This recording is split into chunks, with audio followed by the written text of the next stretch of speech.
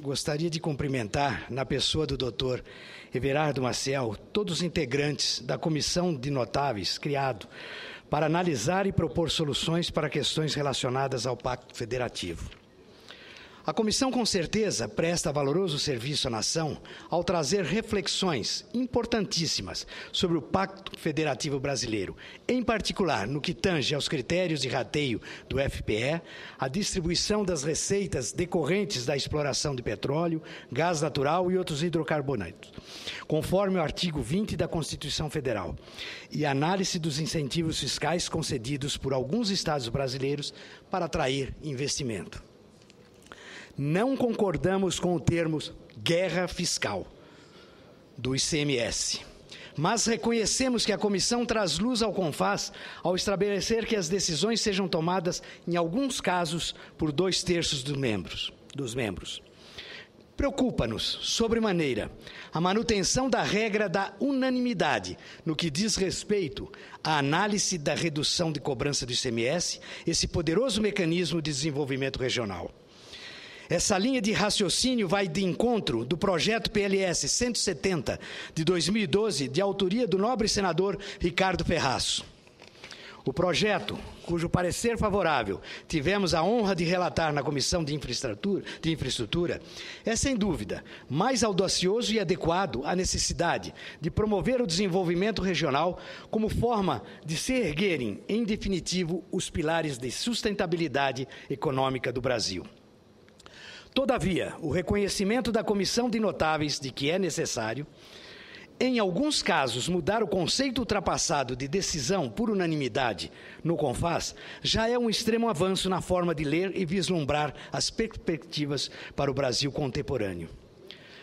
Nota-se, senhor presidente, que a Constituição brasileira, considerada rígida pelos especialistas, exige quórum qualificado de 3/5 para ser modificada. Convenhamos que a decisão por unanimidade do CONFAS é, na prática, uma forma de manter a hegemonia dos estados mais fortes sobre os mais fracos e carentes de dinamização das economias regionais. Entendemos que a comissão caminharia ainda mais se vencesse esse estigma criado por expressão equivocada, a guerra fiscal. Não há guerra fiscal. Há luta legítima pelo desenvolvimento regional. O Pacto Federativo Brasileiro se revela hoje anacrônico e antiquado sob todos os aspectos políticos quanto econômicos. A Federação Brasileira é extremamente engessada e centrada no poder da União, que amarra os estados e os municípios do ponto de vista político e ao restringir-lhes a competência legislativa e do ponto de vista econômico, ao estabelecer-lhes obrigações constitucionais, mas sem a devida contrapartida orçamentária. A Carta Constitucional de 1988 não nos parece ter sido capaz de captar as tendências da modernidade política e econômica do Brasil. Democratizou o país, fortaleceu as instituições políticas e republicanas, mas manteve as diretrizes de um pacto federativo adequado a um Brasil arcaico, com a industrialização centrada no eixo sul e sudeste e uma economia predominantemente agrária no resto do país. A economia, ao longo das últimas décadas, tem se mostrado capaz de romper barreiras ideológicas e conceitos estratificados para integrar os mercados mundiais por meio da globalização. É nesse contexto que o Brasil luta pela condição de emergente e busca espaço como ator no contexto internacional. Não faz sentido, senhoras e senhores senadores, que lutemos por esse ideal de integração mundial, mas não consigamos, no plano interno, superar a estratificação regional e concentração das riquezas nacional.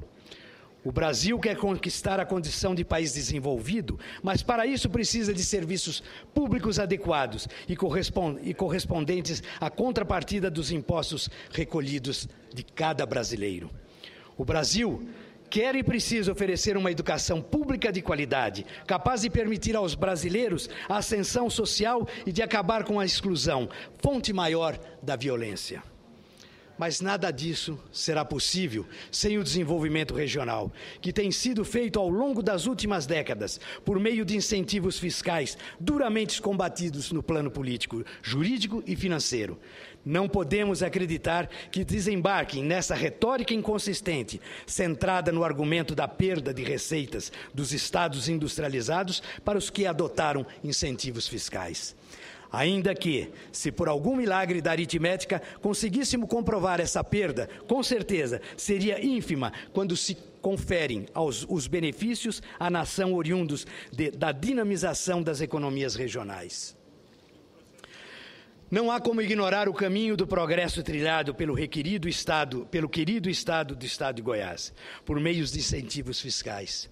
Não há como ignorar o percurso virtuoso realizado por estados do Norte e do Nordeste em razão dos incentivos fiscais.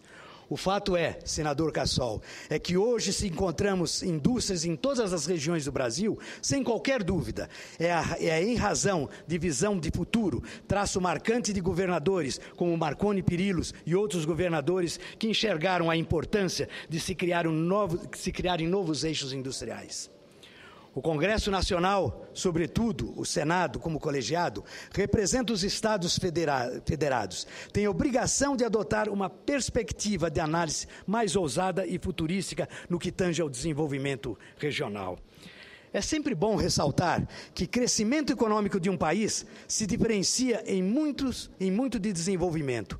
O crescimento do PIB é uma soma numérica, mas só expressará o desenvolvimento do Brasil quando mitigada as diferenças regionais.